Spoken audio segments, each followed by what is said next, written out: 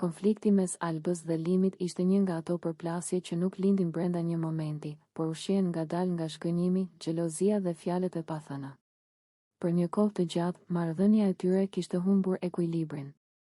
Alba ndjente se po luftonte e vetme për diçka që dikur kishte kuptim, ndërsa Limi sillej gjithnjë më indiferent, sikur gjithçka që kishin ndërtuar nuk kishte më peshë.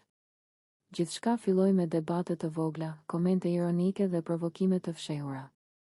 Alba përpiqej të fliste, të sqaronte ndjenjat e saj, por shpesh përballej me mbyllje dhe ftohtësi. Ajo e ndjente se Limi nuk ishte më i njëjti, se vëmendja e tij ishte shpërndar diku tjetër. Përmendja e Dolces ishte ajo që e thelloi edhe më shumë hendekun mes tyre. Për Albën, Dolce nuk ishte thjesht një emër, por simbol i gjithçkaje që ajo ndjente se po humbiste. Dita e konfliktit ishte e ngarkuar që në fillim. Tensioni ndihej në ajër, në mënyrën si shmangnin shikimin e njëri tjetrit, në heshtjet e gjata dhe frymëmarrjet e rënda. Alba nuk e mbajti më brenda. Ajo shpërtheu, duke i hedhur në fytyrë Limit gjithçka që e kishte lënduar, sakrificat që kishte bërë, faktin që kishte lënë njerëz dhe ndjenja pas për të, kohën dhe energjinë që kishte investuar, ndërsa nga ana tjetër kishte marrë fjalë përçmuese dhe mungesë respekti. Debati u zgjat për rreth 30 minuta. Zërat u ngritën, fjalët u ashpërsuan dhe çdo fjalë sillte një tjetër akuzë. Alba fliste me pasion, me dhimbje dhe zemërim, ndërsa Limi herë përpiqej të mbrojë, herë humbiste kontrollin dhe i kthente përgjigje edhe më provokuese. Asnjëri nuk dëgjonte më, të dy ishin të fokusuar vetëm te nxjerrja e mllefit. Situata doli jashtë kontrollit kur fjalët nuk mjaftuan më. Alba, e pushtuar nga emocionet dhe ndjenja e padrejtësisë, reagoi në mënyrë impulsive dhe e goditi Limit me shpull. Ishte një moment i shkurtër, por me peshë të madhe që ndryshoi gjithçka. Pas goditjes, për disa sekonda mbretëroi një heshtje e rëndë, sikur të gjithë e kuptuan se e ishte kaluar një kufi. Në atë çast, Limit Labinoti u fut menjëherë në mes për t'i ndarë. Ai ndërhyri me forcë, duke u përpjekur të ulte tensionin dhe të ndalonte përshkallëzimin e mëtejshëm të konfliktit. U përpoq t'i qetësonte, tu kërkonte të ndalonin dhe të largoheshin nga njëri tjetri. Ishte e vështirë, sepse emocionet ishin ende të ndezura dhe askush nuk ishte gati të tërhiqej. Alba shpërtheu në lodh, e tronditur jo vetëm nga situata, por edhe nga vetë reagimi i saj. Limi qëndronte i ngrirë, mes zemërimit, habis dhe shgënjimit. Konflikti kishte lënë pasoja të thella. Nuk ishte më thjesht një debat, por një përplasje që kishte shkatëruar çdo përpjekje për mirëkuptim. Në fund, të dy u larguan me ndjenja të rënda dhe pa asnjë zgjidhje. Ajo që kishte nisur si një marrëdhënie me shpresë dhe afrimitet, përfundoi në një konflikt të ashpër, duke treguar se kur mungon komunikimi dhe respekti, çdo ndjenjë mund të shndërrohet në përplasje dhe dhimbje. Pasi Alba u kthye për t'u larguar, ajo mendoi se gjithçka kishte mbaruar. Se të paktën për atë mbrëmje, fjalët ishin thënë dhe kufit ishin vendosur. Por Limi nuk ishte nga ata që e duronin humbjen e kontrollit. Sidomos kur ndodhte para të tjerëve, edhe pse askush nuk ishte fizikisht aty në atë korridor të ngushtë. Hapat e tij u dëgjuan pas saj. Të shpejtë, të ashpër. Jo të qetë. Mos ik, i tha. Nuk ishte lutje. Ishte urdhër. Alba u ndal, por nuk u kthye menjëherë. Mori frym thellë. E ndjente zemrën t'i rrite fort, por nuk donte t'ia tregonte. Kur u kthye, fytyra e saj ishte e ftohtë, e lodhur, por e vendosur. Çfarë do tani? Pyeti sërish, sikur çdo fjalë po i kushtonte energji. Limi ju afrua edhe më shumë. Distanca mes tyre ishte tani e rrezikshme. Ai fliste me duar, me trup, me qëndrim. Ti e prish gjithmonë, tha ai. S'më le as të rri normal. Nuk të bëra asgjë, vetëm u afrova. U bëre xheloze kot. Fjala xheloze ra si dang. Alba e ndjeu si thumë në stomak. Jo sepse nuk kishte ndjerë xhelozi, por sepse po përdorej për ta ulur, për ta bërë të dukej e parëndësishme. Nuk është xhelozi, tha ajo ngadalë. Është respekt.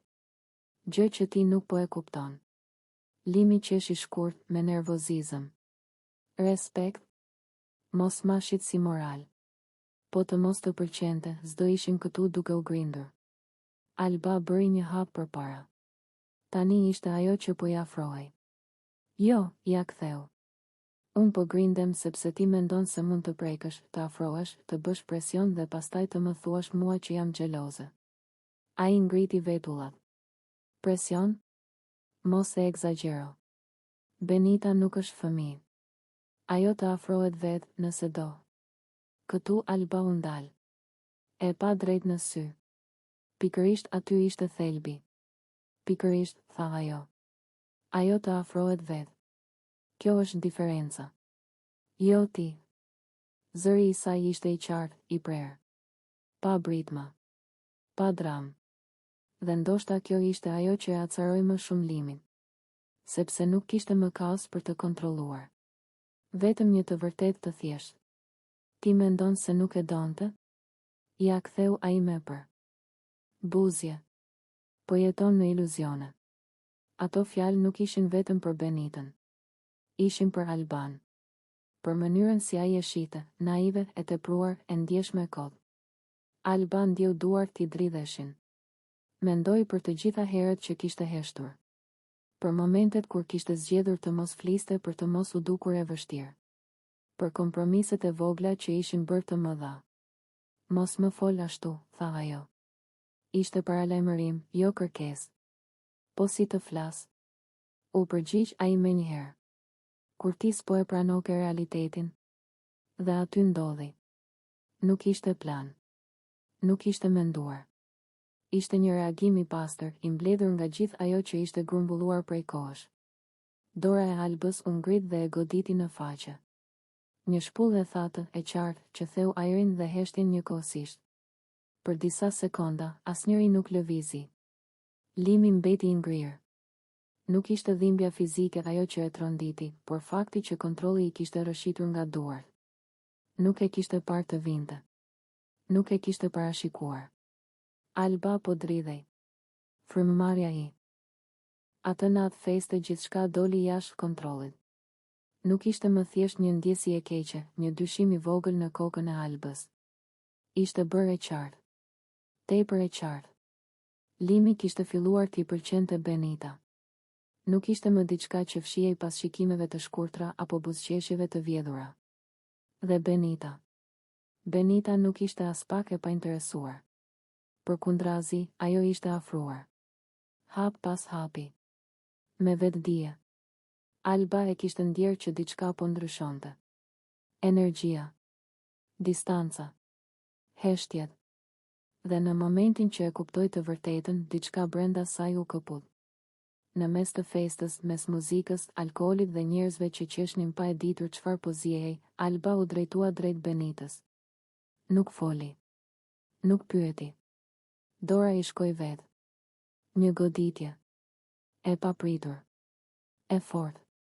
E mbushur me gjithë zemërimin, shgënjimin dhe poshtërimin që kishte mbledhur. Zhurma u ndal. Britma. Kaos. Limi dhe Labinoti u futën menjëherë në mes, duke i ndarë. Duke u përpjekur të ndalonin diçka që tashmë kishte shpërthyer.